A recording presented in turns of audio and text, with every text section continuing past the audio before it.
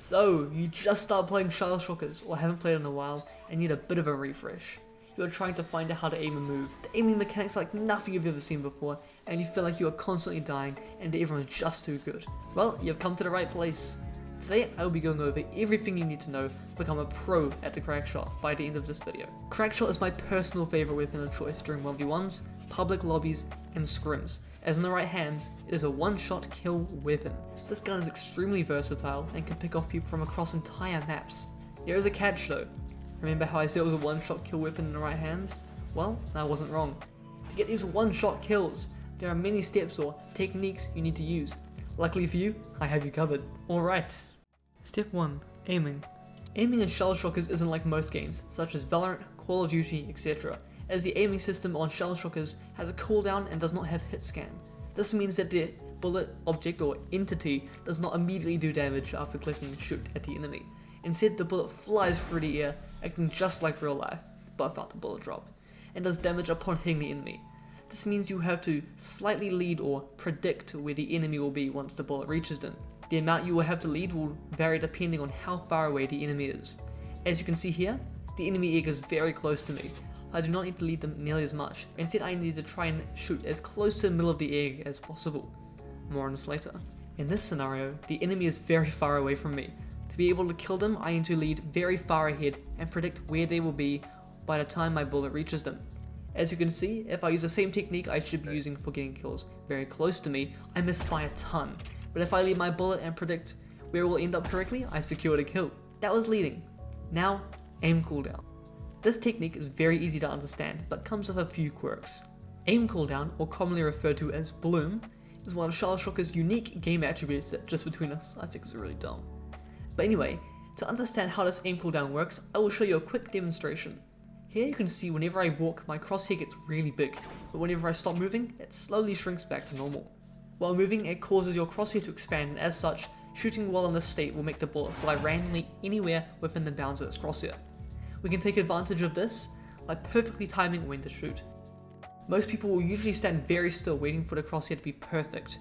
When shooting long range, this is a must, but at close range, you can shoot just before it fully closes, like this.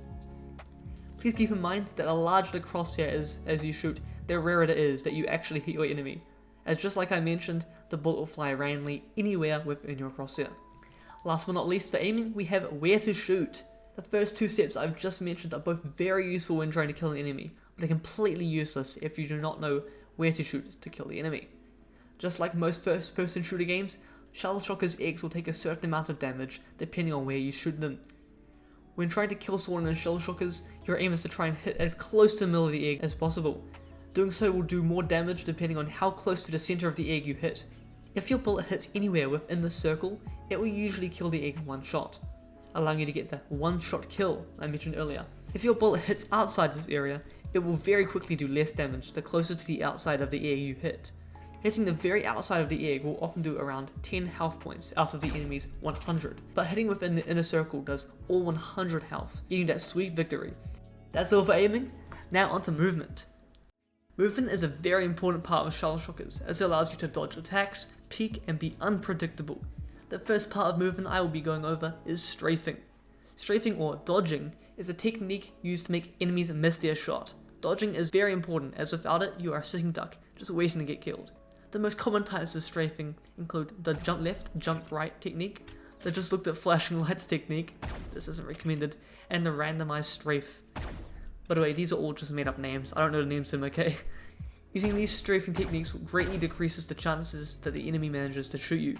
Next up we have peeking. Peeking is a practice used to bait shots and gather intel without putting yourself in danger. Peeking is usually done by holding A or D and quickly popping around a corner and quickly hitting the opposite key that you peeked with. Doing this properly will often give the enemy a fright, making them shoot at you. If you peeked correctly, you should have already retreated back behind cover by the time your bullet reaches you, sometimes allowing you to peek again and get a free shot off at the enemy while they are trying to reload. Just like I mentioned before, peeking also allows you to gather intel, as when you peek, you quickly get a glance at where you think the enemy may be, allowing you to see the enemy but not allowing them enough time to shoot at you. And last but not least for movement, positioning. Positioning is a crucial part of shellshockers, as it allows you to get the jump and ambush players. line up your shots, and be impossible to hit. There are 3 parts to positioning, these being avoiding line of sight, finding high ground, and pre-aiming. Let's start off with the first, avoiding line of sight. Avoiding line of sight is often used to ambush enemies as they cannot see you outside this line of sight. As you can see here, the enemy is chasing me up the stairs to kill me. If I stand within their line of sight, they can predict my shots and movements and kill me. But if I stand on top of the stairs but behind them, they are not expecting me, allowing me to shoot at them from behind, securing the kill. Next up is finding high ground. Finding high ground is very important when using the Crackshot, as it is a medium to long range weapon that is quickly outmatched at close range by guns such as the shotgun, tryhard, and the P90. Examples of high ground would be on top of a ladder, on top of a high tower such as the ones found on the maps Skyscraper and Scales, or in a high up corner such as the ones found on the map Castle. Finding the appropriate high ground allows you to overlook entire maps and get easy shots off at the other players. High ground also allows you to protect yourself from incoming enemies, as you can overlook the areas they often try to reach, such as the ladders on Skyscraper, which lead to the very top of the map, where everyone wants to be. Being on top of this tower allows you to keep rotating around, picking off anyone who dares challenge you. Finally, for movement, we have pre-aiming. Pre-aiming is a technique used for predicting where enemies may go, allowing you to get an easy kill before the enemy even sees you. Examples of pre-aiming would be aiming towards a staircase on Castle after seeing someone go around this corner, as people often go up the stairs after doing so. Another example would be aiming for the top of a ladder after seeing someone hopping on it from the bottom, as chances are they will soon poke out the top, letting you shoot at them.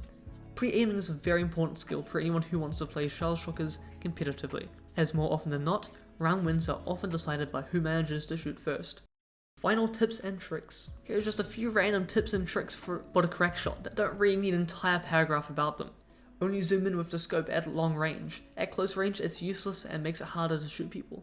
And when at super close range, switch to pistol, as the pistol is rapid fire but low damage, but the Crackshot is high damage and will screw you over and lose you to fight if you miss your shot. Thank you so much for watching until the end. Say thank you, I'll be doing a giveaway. All you have to do is comment your favorite part of this video, and maybe press like if you found this video useful. The item I will be giving away this video is the Slay Camp mask. I'll be drawing the winner in my next video. Also, make sure to subscribe with notifications on, as I have some awesome videos planned that I'm sure you will love.